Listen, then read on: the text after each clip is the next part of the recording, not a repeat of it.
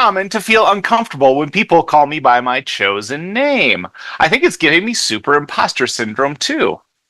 Oh, you want me to start? Oh, I didn't know that. Usually the questions are a lot longer than that. And there's some sort of explanation. This is just like chunk.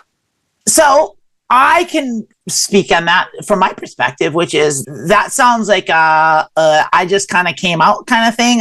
That's a first year issue, I think. Freshman year. Maybe it lasts longer than that, but it didn't for me. But at first, it was a little off-putting, and like that, and being gendered correctly, it was like, like I'm not used to this, because you aren't. Because depending on how young you are when you come out, if you come out later in life, like Lilith and I did, it took a long time, and you have a whole lifetime of memories and habits built up, and to switch that it's a radical shift, and it takes getting used to. I didn't have too much of an issue for the name thing because I really didn't change my first name, but relative to that, like getting gendered correctly, it did throw me off, and it did give me a little bit of imposter syndrome, like here and there. It was an unsettling thing at first, like not necessarily in a bad way. It was just a little bit of oh yeah.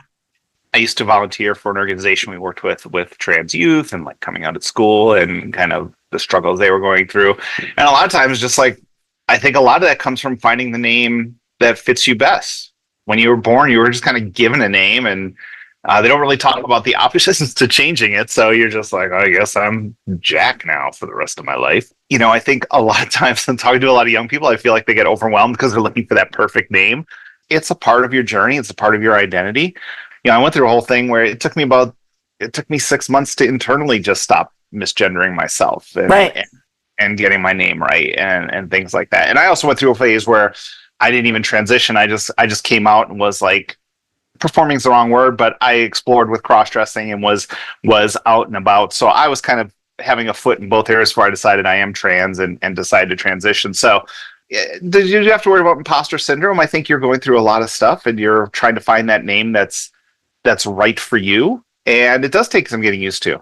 There's also the old thing, like if you're looking for your name, go to Starbucks and just give a different name every time to the barista. And then when they call it and see if it feels right for you. But I think it's pretty much standard is you're going through a big change in your life. When I transitioned, it was the first choice I made in my life that was the right choice. So there was a lot of pressure of doing all that. And I'm sure for someone who's looking for that name, like there's a lot of pressure. Like you don't want to biff it. You want to go through and do all the paperwork and legally change your name. Be like, why did I pick Sharon? You know, I get it. It's surprisingly difficult to pick your name, like, because there is that weird pressure that you don't expect. Like, I got to get this right. I tried a few things on. I kept trying different things out, and I was like, I don't like this. I don't like this. This isn't right. And after a while, I just got fed up with it. But at a similar time, I had supportive parents that were having problems. They were struggling with gendering me correctly. And I came up with a solution that worked well for me. And if I think it could work really well for someone else if they had a similar situation, which is I just had them pick it because it made sense to me. Parents generally name their kids. So like, I was like, hey, do you want to pick my new name? And there were a couple reasons for that, which was like, one, it made them invested in it. Then they were a part of it as opposed to like watching like their child, like, you know, kind of throw away everything that they gave them. It's a thing that parents can feel sometimes. It's not accurate. It's not right. But it is a thing that parents go through. It's like, oh, we did all this and now they're rejecting everything we did. And this makes it so like, I'm not rejecting it because you gave it to me. So give me a new one. and so they just went with what they were going to name me had I been assigned female at birth. And that's Amanda. And so that worked out. And so I just let them pick it and it worked out great. Also, then I didn't have to do it. And it was just like, okay. Lazy. You're so lazy. Yeah, lazy, but like lazy with a solution for laziness like that. And it was just a win-win. Like it was just, it really solved all the problems in like one real easy stroke. Like it was great. No, that is great. Lilith Electra, where'd that come from? I had a rabbi came up to me and said, "Do you know who Lilith was?" I'm like, "You don't have to tell a trans girl named Lilith who Lilith is." Like, we get it. I mean, you might. You might. Lilith was Adam's first wife in the Bible, and was just kind of like, "Oh, fuck this." Not in the Bible. I guess not in the Bible. It's in, the Book of Enoch or something. things that didn't make the cut. It's in the Book of Eli. The council at Nicaea did not approve. This bitch could be putting ideas in people's heads. They're like, yeah. And then Electra is from Greek mythology. Was one of the daughters of King Agamemnon and helped kill, and killed a bunch of people when the time for killing was happening. So, I mean, if you wanted to kind of sum me up, I feel like I hit a home run for my personality with my name. And it's my goal for every trans person that they get to pick a name that they feel like, oh shit, this fits like a glove. When I first came out, I went by Eleanor, and then one of my trans friends says, "You're too young to be an Eleanor," and started calling me Ellie, and I spelled it L-E, and then everyone would call me L-E instead of Ellie, and it was super annoying. I was like, well, when I'm going to legally change my name, I might as well make L-E stand for something, and that's what I went with. Stuff like imposter syndrome and stuff like feeling comfortable. It's like, you, and you're having all these pressures from society to not be you. We all hit this point where it's like, do I want to take this radical risk of being myself and living the life I want and charting my own course and being a free spirit of the New West, or do I want to do what everyone tells me? And the imposter syndrome doesn't come from you. You know who you are. You know what's right for you. It comes from society, or at least elements of society now trying to make you feel like there's something wrong with you when there absolutely isn't. My old standby is, you find what's right for you. It may be, starting hormones. Maybe it might be just changing how you dress. It might be just, changing your pronouns. It might be just tweaking your name. Just because you're on your journey to be yourself. You don't have to live up to anyone's expectations, whether that's negative people saying you're not allowed to change, or people are saying you have to do this, this, and this to be trans. Which happens a lot more tthan it should. You're just being you. I mean, it could be as simple as just throwing off the shackles of gender structures. Like, it's just like, I just want to do what I want to do. And like, I just don't care anymore. But I mean, that's easier said than done. It is hard. And imposter syndrome, it's part and parcel of the whole package. I haven't not yet met the transgender person that didn't suffer from that. And it's especially, I think, true for just anyone feminine. I think the patriarchal society has built such a thing. I mean, there's an old phrase of like, go live your life with the confidence of a mediocre white cis het man. That's my saying. Like Lilith said, it is outside forces that do it,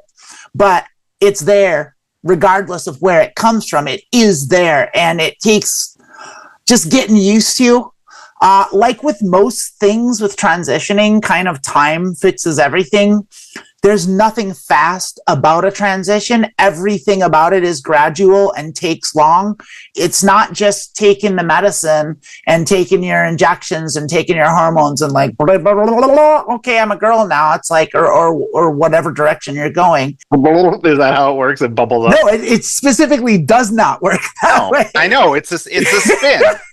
Spin, your dress spins with you, and that's when it happens. Yeah, it's like a magical girl transformation. It takes time and it takes effort and work. You have to unlearn habits that you formed when you were trying to masquerade as your assigned gender. Like, and so you when you do that, like I, at least for me, when I did that, I developed all these learned behaviors because nothing was intuitive for me.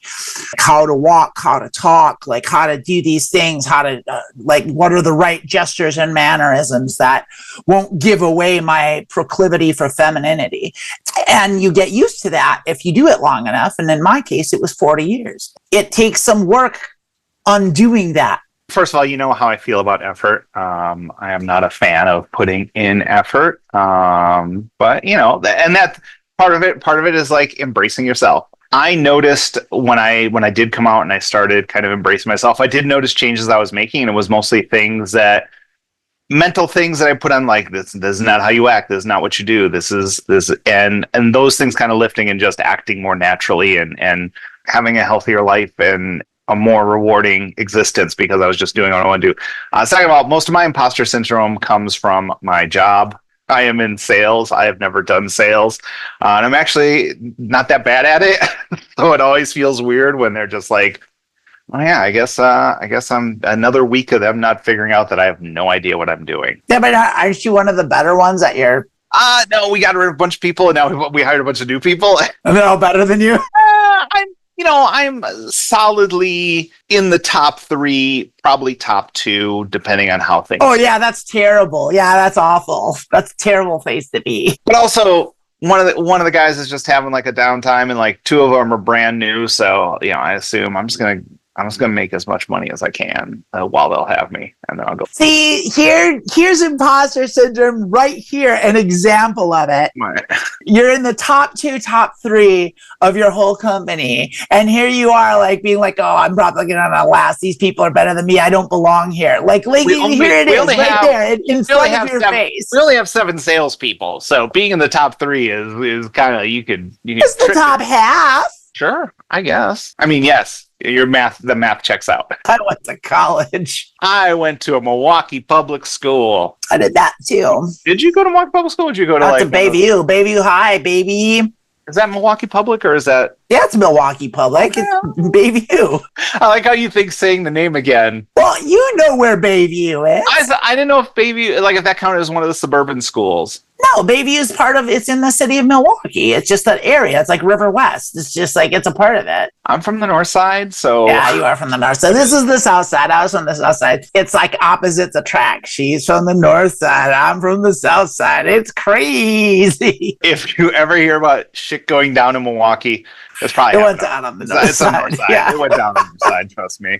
Trust me. When I was growing up, I was living on the north side, spent my entire life, like my family, my parents were never one to be like, hey, there's this great Mexican restaurant on the south side. Let's drive half an hour across town. Like, we never did anything like that. No. When I go to school, like I could walk to school. It was like a 20-minute walk to school, which I walk to school all the way. Not what people do anymore, but Well, then for high school, I got into a public school. I went to Riverside, which is on the east side of Milwaukee. It's like, an hour bus ride, 2 buses. And it wasn't until I got there that I realized I lived in the bad part of town. Yeah, Riverside was like the hoity-toity school back in the day. I don't know if it still is. They're like, I don't know anything about anything. It's like, this is ancient history and so they're just colloquial. They're just like, where do you live? It's like, what are you talking about? What are these 2 crazy old ladies talking about? Like their high school in Milwaukee. What's going on? Here's where it takes me. I was living my life happily. I had no idea where I lived meant, what that meant, or blissfully ignorant. Yeah. And then all of a sudden, now I have this idea that, oh shit, everyone who sees me knows this about me and judge me about that. And one thing about our transitions, oh my God, I'm going to save this. One thing about our transition is you're going to meet new people. Those people only know that the person you're meeting. They don't know that's huge. Who you are, who you were. And of course, then I moved to Detroit. And I'm just like, I'm gonna start fresh. No one's gonna know me. And like my first class that I take is a writing class, and I'm like, I'm gonna write about this transgender person because this is exactly my experience. I'm like, oh well, I guess I blew that. I blew that. Well, I mean, but no one. Neither of us are. Neither of us are in the closet about you. Being trans. Like all your imposter syndrome, know that you're only carrying that. Other people don't see your imposter syndrome. Other people who judge you for their things, that's on them. And you only carry what you want into the world. And things only affect you as much as you allow them. My neighbor was fine. The whole imposter syndrome thing, it's a confidence issue, really. And confidence is a weird one, because it's a tricky thing where it's like, if you don't have it, people pick up on it and then they treat you in a manner that diminishes your confidence further. So it's like it's kind of can be a vicious cycle. And the only real way out of it is to kind of make up your mind to be confident, like, especially if you're not getting like a ton of positive reinforcement around you, but it really is a thing where like once you just kind of decide like, hey, you know what, I just want to do what I like and I'm awesome. The core bottom line and the foundation of all of it is just you have to love yourself. And I think a lot of trans people, we go through life like thinking, you know, not being happy with who we are, not loving who we are, and wishing we were somebody else. And you get this opportunity to go through this procedure and actually get to be the person that you were always supposed to be. And then you get there and you don't know what to do with it. And you've still got all the baggage from the person that you used to be, and you're still carrying that all around. And so it is a lot of it. This is part of the work. This is part of the work, is shedding that baggage, letting that go, and just loving yourself. And that is really it, because if you do love yourself, that's how you get to be confident.